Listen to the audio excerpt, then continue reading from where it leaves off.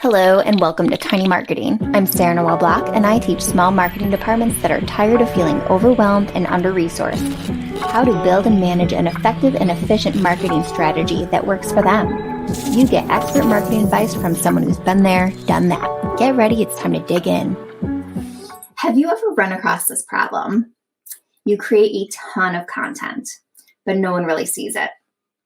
It feels like you're wasting time and money when you never see an ROI.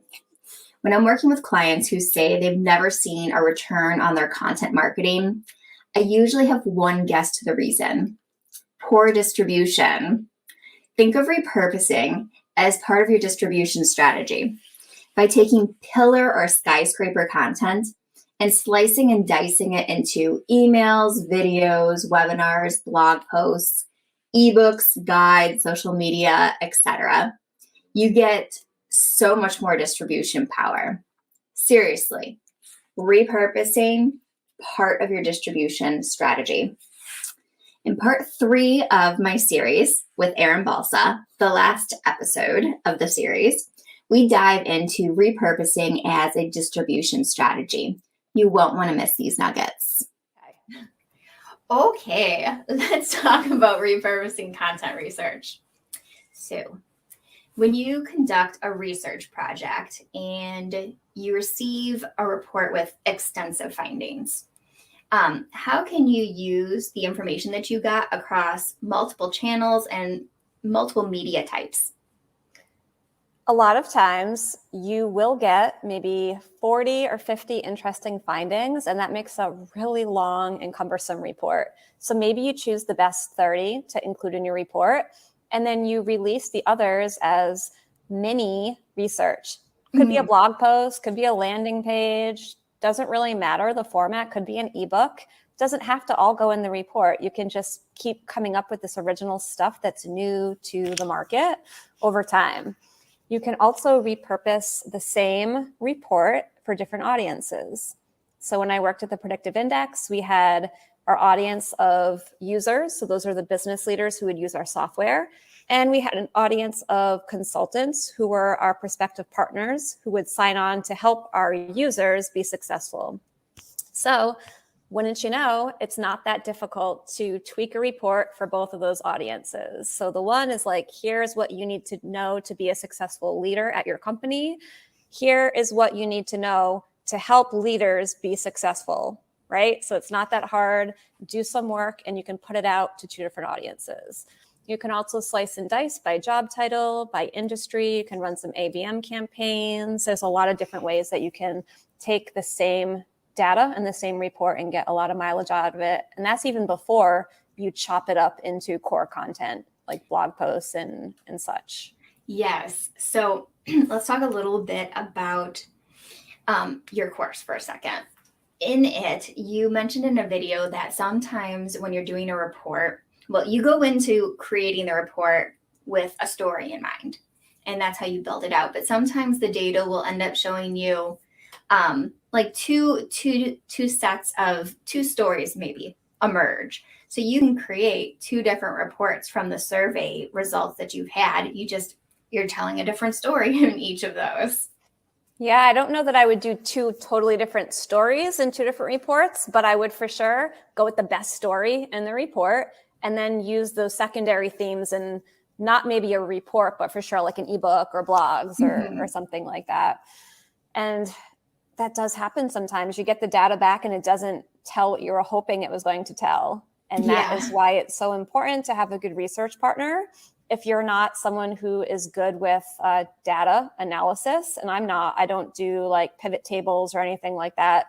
I know some content marketers who do learn how to do all that themselves. That's great. That's just not me. So I do always work with a data partner and I'll say like, hey, what happens if we look at folks who did this in this, industry, or companies that do A, B, and C? Does that show us a more interesting story?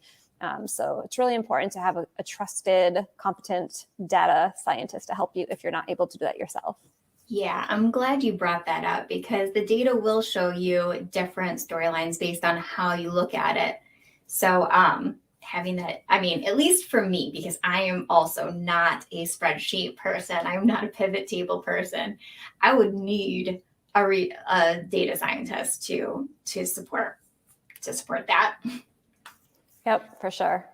There it is. I need water. Like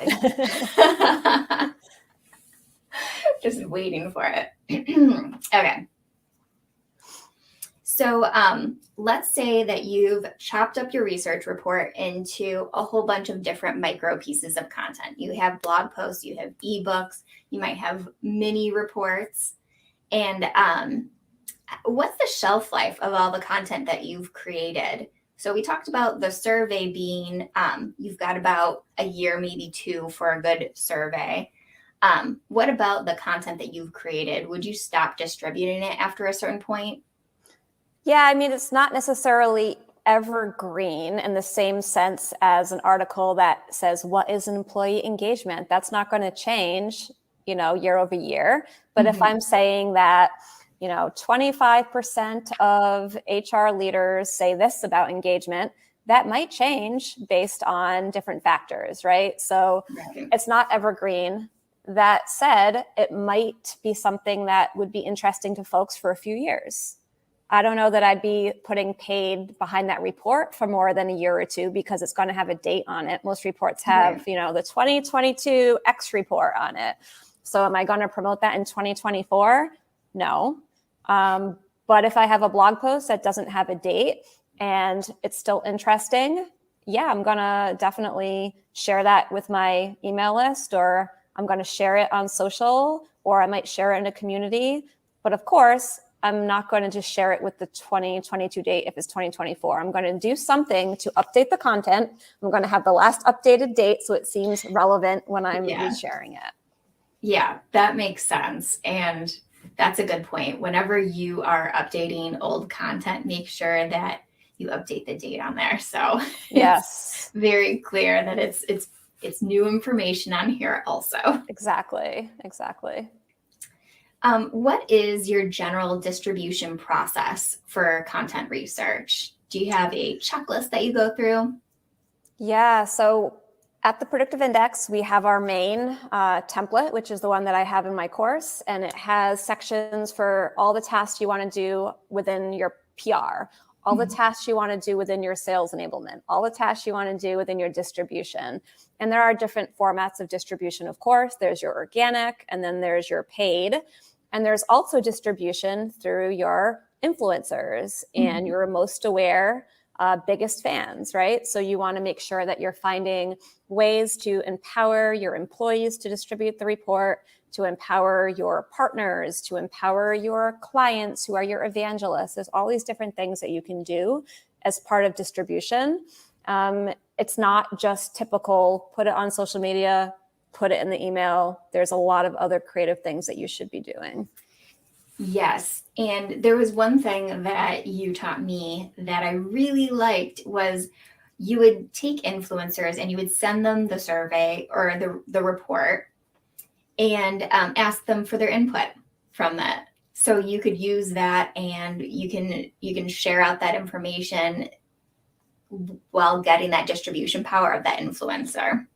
Absolutely. And then you're also putting out a report that has some quantitative data and some qualitative data. And together, those can really help you understand an issue more completely. So I think there's, different ways to get that qualitative data. You can do it very easily by identifying some subject matter experts, asking them to comment on the findings, and you put that right in the report. Or you could ask open-ended questions within your survey as well.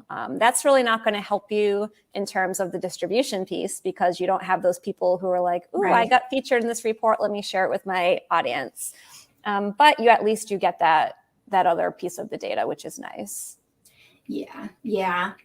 I feel like that's a really good holistic way to look at it and to bring people in and to get extra attention to your report. Mm-hmm. What distribution channels are on your list that you would not want to miss? Depends who your audience is. Let's say it's C-suite. Depends what industry they're in. Everything depends, right? So I'm going to say, for me, say I'm putting out a report on content marketing. I know that half the people I know that are content marketers are in the Superpath community. So I'm definitely going to distribute my report in the Superpath community. And I can share it, but a lot of people ignore that promotions channel because nobody really wants to get spammed. So maybe I'm going to pay to sponsor a channel that I know that my audience is active in. And that's worth it because I can spend $200 or $400 to sponsor a channel. And I mean, if one person buys my product, I've, like 8 or 10 times my ROI on that ad spend. So just thinking about creative ways to distribute it doesn't always mean you need to do it for free. I'd say test these different channels and see what's the best mix for you. Yeah, that's a good point too, that you don't want to miss out on sponsoring opportunities. And maybe there is a really big influencer within your niche that it would make sense to pay them to participate in sharing out that information. Yeah, there's lots of tricks of the trade that you can do. That's just one of them. There's a lot of them. Yes. Well, thank you so much for joining me on the show. And before we wrap up, I want to add your song to the Tiny Marketing Show playlist. So what is your favorite happy song? It's so hard to pick. I have so many favorite happy songs, but I'm going to go with Teach Me How to Dougie by Cali Swag District. All right. I will add that to the playlist. Definitely play it while you're cleaning up the kitchen after dinner. Definitely get some groove into washing the dishes. Erin had some amazing insights today. Customizing your distribution plan by audience, creating multiple reports from one survey by slicing and dicing it by industry or title, and repurposing reports into multiple media types. Remember, not everybody learns the same way. So while your audience might all be CMOs, that doesn't mean that they all prefer reading. They might also listen to podcasts, or they might prefer video. If you enjoyed this episode, wherever you're watching it, please subscribe or follow. And like, comment, review wherever you are, so the algorithm knows that tiny marketing matters and that it's been helpful for you. You'll help me rank a little bit higher. See you next time. And in our next episode, we will be talking about 5 easy marketing plan examples that any size marketing department can implement. So you don't want to miss that. Thank you for joining Tiny Marketing. I help tiny marketing departments create consistent content that builds trust with their audience. Book Done For You content marketing at sarahnoelblock.com. Don't forget to follow the podcast on your favorite podcast app. And if you're watching this on YouTube or LinkedIn, make sure to hit the subscribe or follow button.